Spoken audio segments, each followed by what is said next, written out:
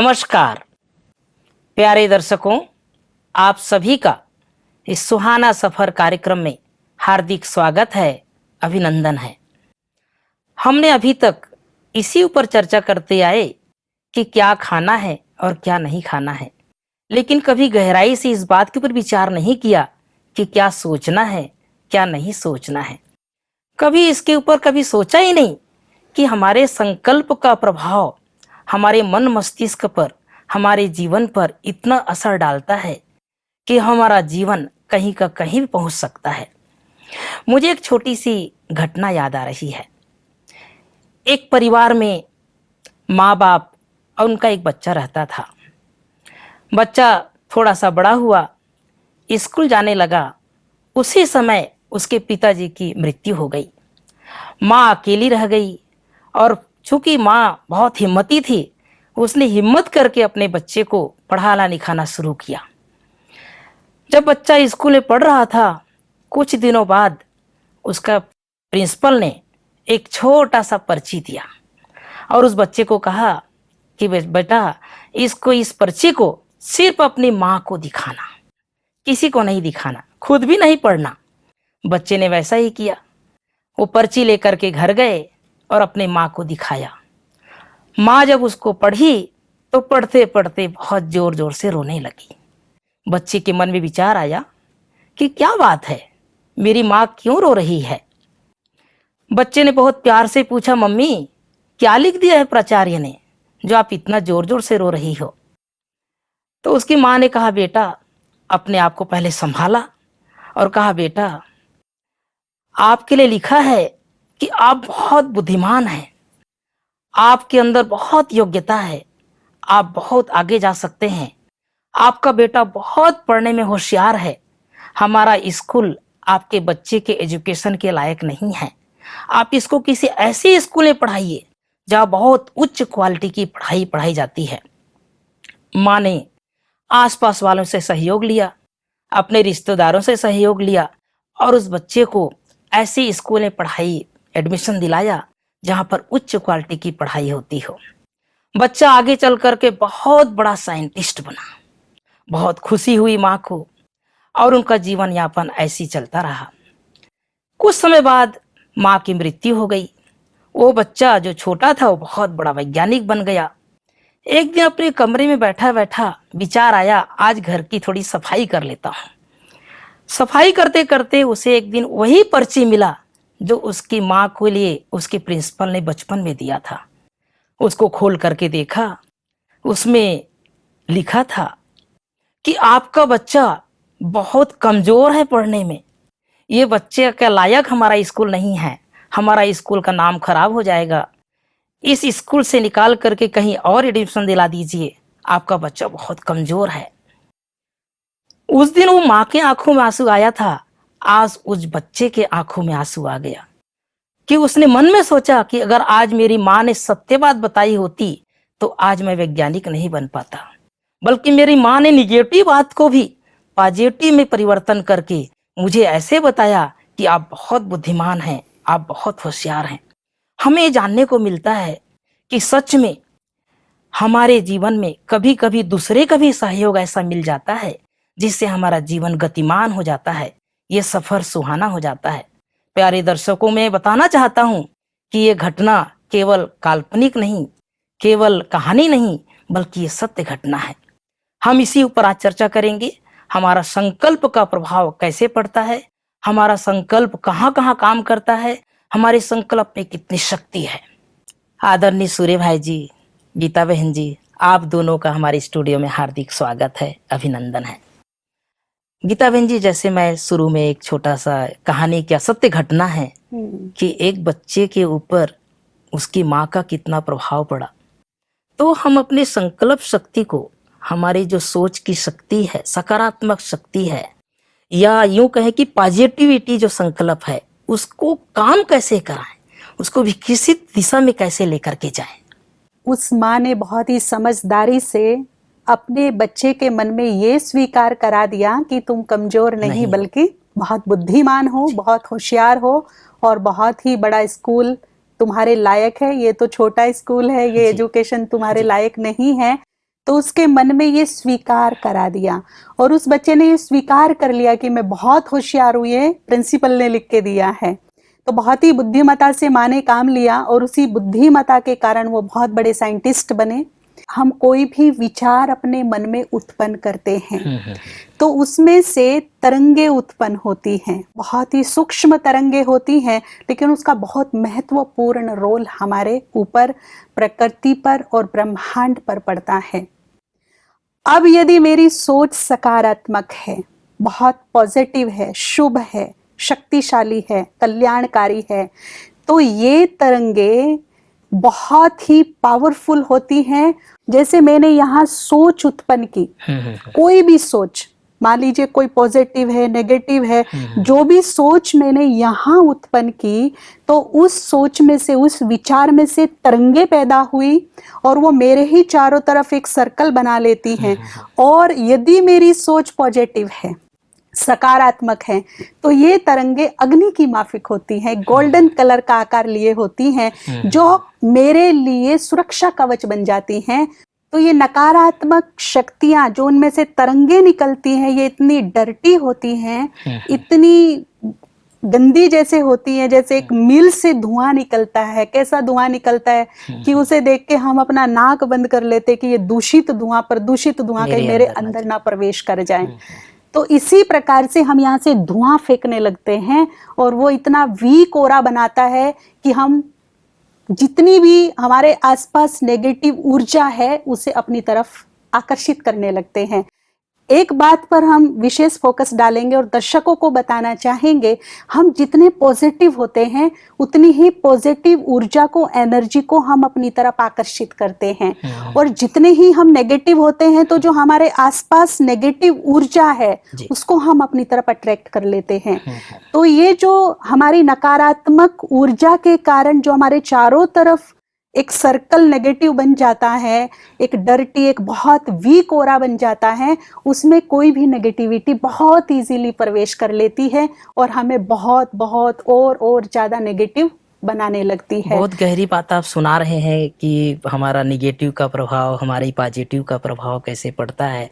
मैं थोड़ा सा और इसको सरल रूप से जानना चाहता हूँ हमारे दर्शकों की तरफ से कि कोई आपके पास उदाहरण हो या कुछ ऐसी दृष्टांत हो या किसी का कोई अनुभव हो। तो ये जो तरंगे हैं मेरे चारों तरफ तो ओरा बनाती ही हैं, लेकिन हमारी तरंगे जो हमारे मन में सोच उत्पन्न हुई, उसमें जो एनर्जी पैदा हुई, तरंगों के रूप में फैली, वो प्रकृति तक भी पहुंचती है, प्लस पूरे ब्रह्मांड में पहुंचती है। प्रकृति उन्हें रिसीव करती है, ब्रह्मांड भी उन्हें रिसीव करता है। जैसे लॉ ऑफ अट्रैक्शन, जैसे ग्रेविटेशनल फोर्स है हमारे और पृथ्वी के बीच में, हम कितने भी जोर से कोई बॉल ऊपर फेंके तो वो उतने ही फोर्स से नीचे आएगी। इसी प्रकार से ब्रह्मांड में और प्रकृति में भी हमारे साथ को लेकर के एक मैग्नेटिक अट्रैक्शन है। वो जो कुछ भी हमसे ले रही है पुनः हमें बहुगुणा रूप में लौटा रही है। क्योंकि देखिए ब्रह्मांड में दोनों प्रकार की ऊर्जाएं हैं, तो नेगेटिविटी भी है प्लस बहुत शक्तिशाली पॉजिटिव ऊर्जा भी है।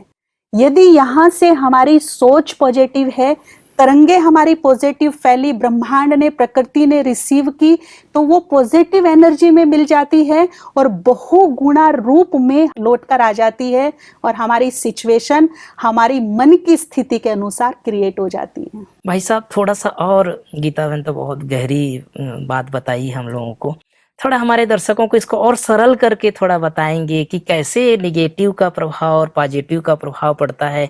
और भूमंडल की बात बताया, ब्रह्मांड में, तो ये ब्रह्मांड में मतलब कहाँ तक हमारे संकल्प जाता है और वापस कहाँ से आ जाता है, तो थोड़ा सा इसको और क्लियर करेंगे तो अच्छा रहेगा। मैं कई बार सोचता हूँ कि एक व्यक्ति बैठा है, कुछ सोच रहा है जी, कुछ घटना दुर्घटना बुरी चीज उसके पास नहीं है, वो बैठा बैठा सोच रहा है, कुछ चेहरे पे उदासी आ जाती है।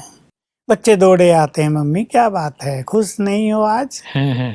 सोचती है अरे कुछ हो गया क्या? नहीं मैं तो खुश हूँ बेटा, बिल्कुल ठीक हूँ। कहीं खोई विचार ब्रेन में प्रवेश करते हैं, उसकी एनर्जी स्वरूप बन जाता है उसका, उसके चारों ओर वातावरण भी फैलता है। देखिए बहुत सुंदर एक उदाहरण है, एक घर में एक छोटी बिल्ली पाली हुई है किसी ने।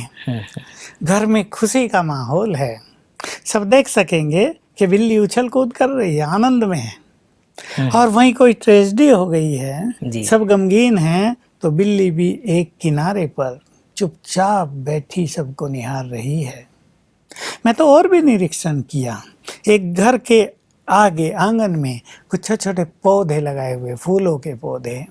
घर में खुशहाली रहती है, फूल भी खिलते हैं, जैसे मुस्कुराते हैं, सुगंधि बिखेरते हैं।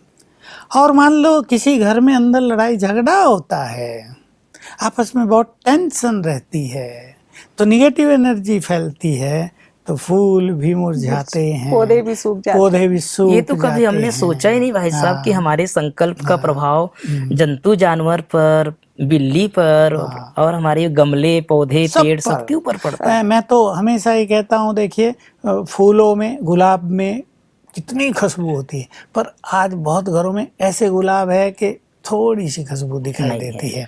हमें याद है बचपन में हम अगर एक सेव खा लेते थे, एनर्जेटिक रहते थे। आज सेव में रस ही नहीं है, लगता है ऐसे ही बस घास जैसा खा रहे हैं, कुछ नहीं इनमें।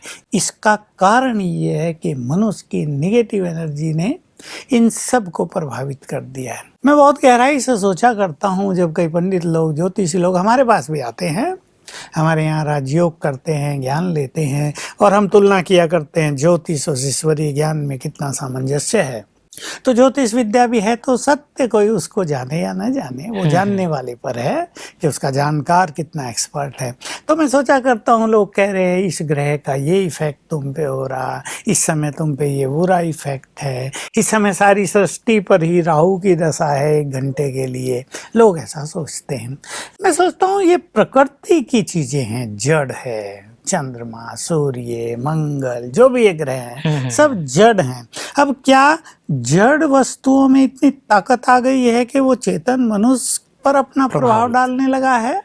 तो देखिए, बात बहुत गुह्य है और विचारणीय है। सत्य तो ये है कि चेतन मनुष्य का प्रभाव इन ग्रहों पर जाता है।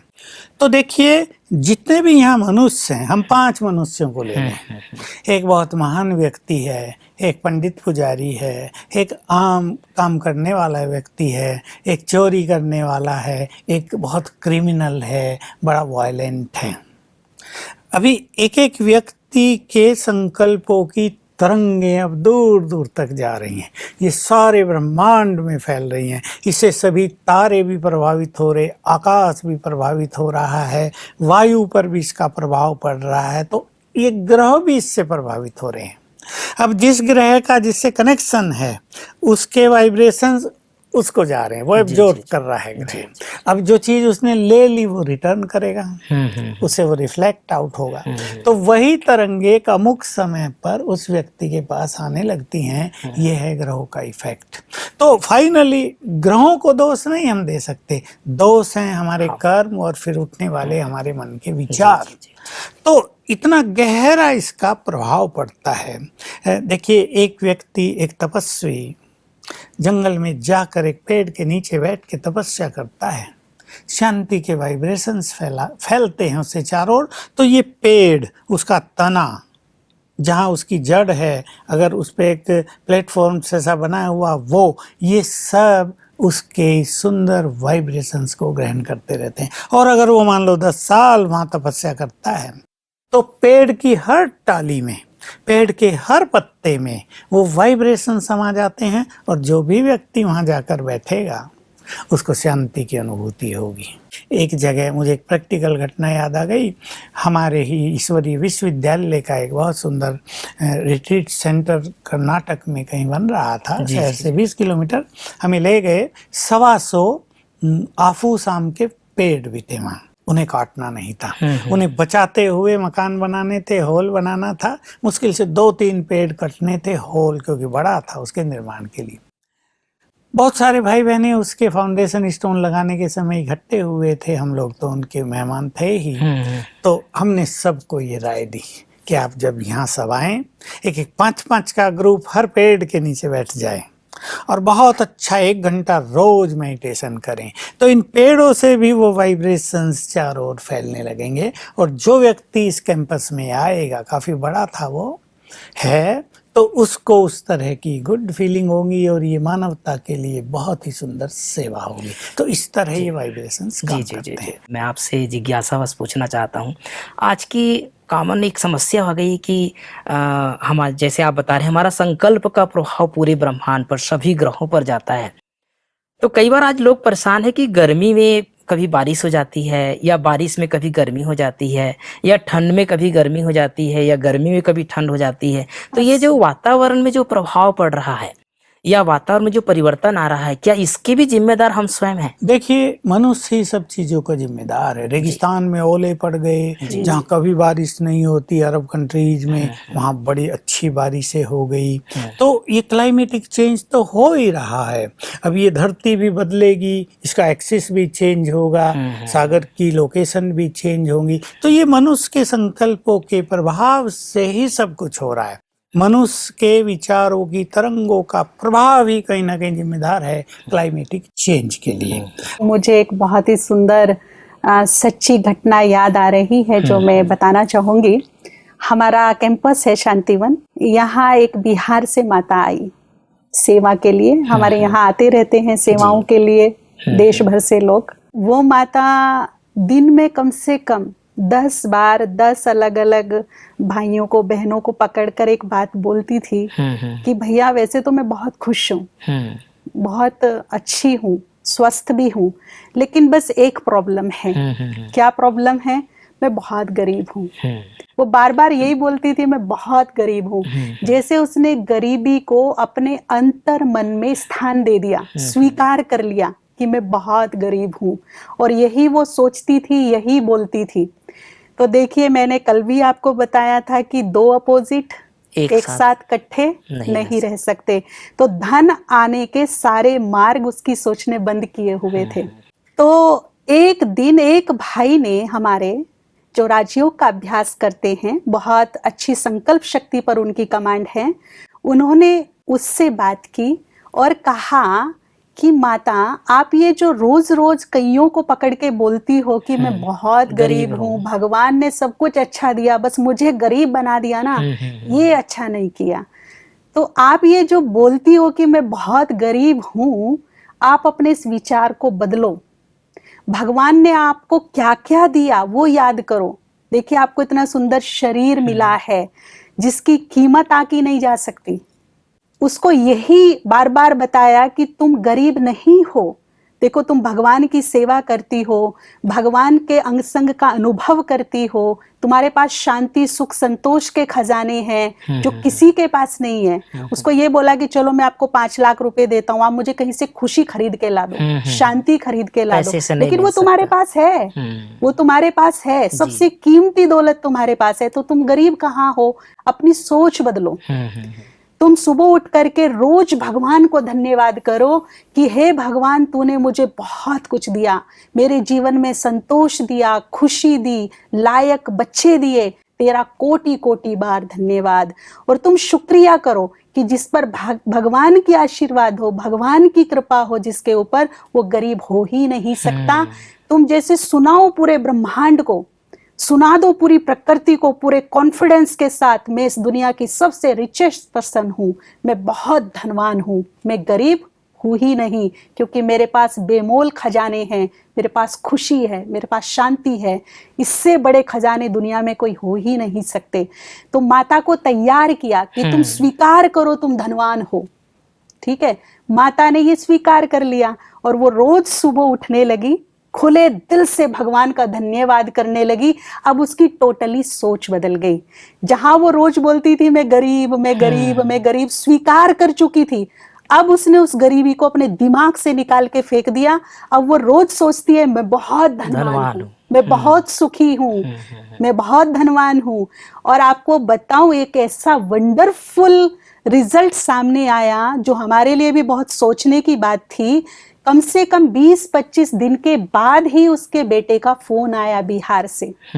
माता विडो थी, बेटा था उसका, और उसको एक गुड न्यूज सुनाया कि माता, जो हमारी लैंड एक कटरीली पहाड़ी थी जो नेपाल में आउटर एरिया में थी, ऐसे ही पड़ी थी काफी सालों से, कोई उसे पूछता भी नहीं था, लेना भी नहीं चाहता था, किसी काम की भी नहीं थी। तो उसने क्या गुड न्यूज सुनाई कि नेपाल के गवर्नमेंट ने वो जमीन 60 से 70 लाख रुपए में खरीद ली है, और हमें घर बैठे इतने पैसे मिल रहे हैं उस कटरीली जमीन के। तो मैं यही कहना चाहूंगी कि देखिए, जैसे उस माता ने कॉन्फिडेंस से अपने आप को ये विश्वास दिलाया कि मेरे जैसा धनवान तो कोई है ही नहीं, मैं तो बहुत धनवान हूं, तो गरीबी वहां से निकल गई, धन का आगमन हुआ, धन के रास्ते खुलने लगे। उसने कई बार सोच सोच कर उस धन का आह्वान किया, और उसे ये गुड न्यूज मिला। भाई साहब, जैसे गीता बहन ने बताया कि हमारी जो स्थूलता है, ये तो सूक्ष्म चीज है कि हमारे संकल्प का प्रभाव बहुत ज़्यादा पड़ता है, लेकिन जैसे बताया कि एक माता ये सोच ले कि मैं गरीब नहीं हूँ, पहले वो सोचती थी मैं गरीब हूँ। अब आम आदमी जो गरीब है वो तो यही सोचेगा ना भाई साहब कि मैं गरीब हूँ, लेकिन अगर उसके संकल्प ये चल जाए कि मैं गरीब नहीं हूँ, धनवान हूँ, तो क्या सच में स्थूल धन आने भी शुरू हो जाते हैं? देखिए, ऐसी बात है, अभी जो व्यक्ति गरीब है, मान लो मजदूर के घर जन्म लिया बच्चों ने, अभी वो अपने माँ बाप को मजदूरी करते देखते हैं, उनके साथ ही जाते हैं पढ़ने लिखने में, अगर भेजा भी जाता है तो इतना शौक नहीं रहता है, उनको एक नेचुरल सबकॉन्शियस माइंड में संकल्प समा जाता है, भाई हम तो मजदूर हैं, हम तो गरीब हैं, अब हम थोड़ा ही शादियों में बहुत पैसे खर्च करेंगे, हम थोड़ा ही कोई कार खरीदेंगे, हम तो गरीब हैं, स्वीकार कर लेते हैं, स्वीकार करें। बस बात ये है कि जिस मनुष्य जो स्वीकार कर लिया वो प्रैक्टिकल होने लगा। तो ऐसे जितने भी गरीब लोग हैं, पहले तो मैं उन सबको कहूँगा कि कर्मठ बन जाएं। मान लो उन्हें गरीबी में मजदूरी भी करनी है ना, तो मजदूरी भी ऐसी जिम्मेदारी से करें कि जो उसका मालिक है वो खुश हो जाए, कुछ ही दिनों में बड़ा काम मिल जाएगा कि ये व्यक्ति बहुत जिम्मेदार है। अभी एक मजदूर व्यक्तियों में क्या हो रहा है कि अपने मन को बहुत ठंडा कर दिया है, धीरे धीरे काम करेंगे और हम तो हैं ही डल, हमारा क्या महत्व है। विचार बदल दें, संस्कार बदल जाएंगे, संस्कार बदलने से जीवन बदल जाएगा। और धन लक्ष्मी तो सचमुच हिम्मतवान लोगों के पीछे पीछे घूमती है, जो कर्मठ हैं उनके पीछे पीछे घूमती है, उनकी गरीबी अवश्य नष्ट हो सकती है। और जैसा हम सिखाते हैं, ऐसी बहुत सारी घटनाएं हैं गरीब लोगों की, उन लोगों की भी हैं जो कर्ज में दब गए थे और जो सुसाइड करने जा रहे थे, उनको भी गरीबी समाप्त हुई और बिल्कुल सब कुछ सुधर गया, न उन्होंने सुसाइड करने की फिर सोची और न उनको कुछ भी अभाव रहा। लेकिन देखिए, ये चीज़ किसी को जल्दी प्राप्त हो जाती है, किसी को थोड़ा इंतजार भी करना पड़ता है। अगर मनुष्य ये रिजेक्शन की फीलिंग को निकाल दे, उसका जो विवेक है, अंतर विवेक, वो रिजेक्ट न करे कि तुम धनवान हो। जैसे गीता बहन ने कहा, एक एक अंग की कितनी वैल्यू है, खुशी और शांति की कितनी कीमत है, जो बाजार में नहीं मिलती, जो कहीं नहीं मिलती। वो व्यक्ति ऐसी खुशी और ईश्वरीय नशे में रहने लगे, एक खुमारी चढ़ जाए, नहीं हमारे पास सब कुछ है, भगवान ने हमें सब कुछ दिया, तुम्हारा बारंबार शुक्रिया, हमारे पास सब कुछ है, पर्याप्त धन भी है। चलो ये भी ना कहे मैं रिचेस्ट इन दी वर्ल्ड हूँ, पर मेरे पास बहुत धन है, मुझे कहीं कमी नहीं पड़ती, जहाँ आवश्यकता होती है धन प्राप्त हो जाता है, मैं सचमुच बहुत सुखी हूँ। तो लॉ ऑफ अट्रैक्शन के अनुसार धन यानी लक्ष्मी उसकी ओर आकर्षित होने लगेगी, मार्ग खुल जाएंगे। लेकिन मनुष्य को विश्वास भी चाहिए, पहली चीज कॉन्फिडेंस, और उस तरह की कर्मठता भी, पुरुषार्थ भी उस तरह का। ये नहीं कि वो कुछ ना करे कि मैंने तो प्रकृति को कह दिया है और प्रकृति तो मुझे धन देगी और खाली बैठने इंतजार करता रहे कि कब खाने के लिए रोटी दे प्रकृति, ऐसे तो काम नहीं चलेगा। इसलिए कॉन्फिडेंस प्लस प्रयास, मैंने कर्मठता में कहूँगा, और फिर ये सुंदर संकल्प, वन थॉट ओनली, रिजेक्ट न करे माइंड, तो देखो ये चीजें चमत्कार करेंगे। वैसे भी हम किसी बहुत बड़े उद्योगपतियों की जीवन कहानी कई बार पढ़ते हैं भाई साहब, तो उनका बचपन का दिन हम जब पढ़ते हैं तो वो साधारण कोई मजदूरी करके, कोई पेट्रोल पंप में काम करके, और आज वो पेट्रोल पंप के मालिक बन गए। बड़े बड़े ऐसे उद्योगपतियों के भी हम सुनते हैं, तो वो गरीबी से उठ करके आगे बढ़े। तो गरीबी कोई अभिशाप नहीं है, लेकिन सिर्फ संकल्प की बात है कि उसमें अपने आप को कैसे मोल्ड करें और कैसे अपने जीवन को आगे बढ़ाएं। आप दोनों हमारे दर्शकों के लिए बहुत सुंदर सुंदर विचार लेकर के आए, अपना बहुमूल्य समय निकाल करके आए, उसके लिए पुनः आप दोनों का बहुत बहुत धन्यवाद। प्यारे दर्शकों, आज हमने चर्चा में जाना कि जीवन में कभी कोई बात आती है तो उस बात को बहुत गहराई से ना लें। कई बार हम जिस परिस्थिति में रहते हैं हम दूसरों से तुलना करते हैं कि काश मेरे पास भी ये चीज़ होता तो मेरा जीवन का बहुत विकास हो सकता।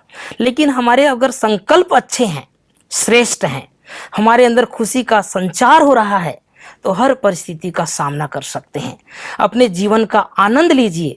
हमारा एक एक अंग बहुत महत्वपूर्ण है, इसलिए शरीर का भी ध्यान रखते हुए अपने जीवन को बहुत गतिमान बना करके रखें। अपने आसपास के वातावरण को अच्छा बना करके रखें। आप खुश रहेंगे तो आपका परिवार खुश रहेगा, आप खुश रहेंगे तो आपके समाज खुश रहेंगे। आपके खुश रहने से कितनी बड़ी शक्ति संसार में फैल रही है, इसकी जानकारी हमें मिली। आगे भी आपको बहुत सारी जानकारी देते रहेंगे। तब तक के लिए आपसे विदा लेते हैं। नमस्कार।